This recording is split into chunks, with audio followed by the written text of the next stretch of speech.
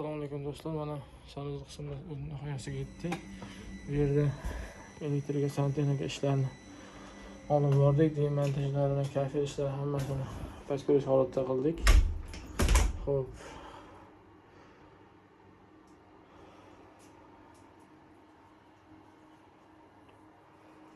Bilansa va material kafirlar orqali kombinatsiya ravishda terganmiz.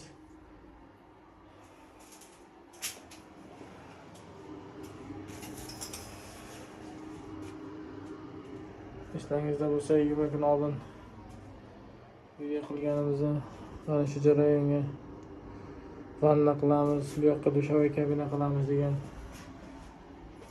rejalar asosida ish qilgandik.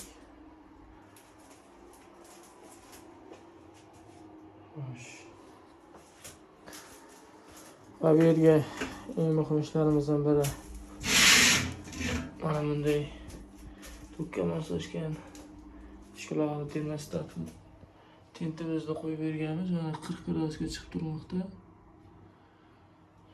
Juda xonani holati yaxshi, iliq holatda. 5 ta donadan 2 ta qovurg'a, 10 ta qovurg'a.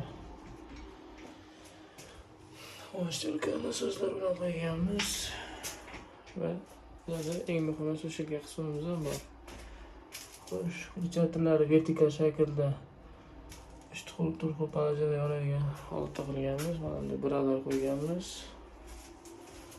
Endi kirishkani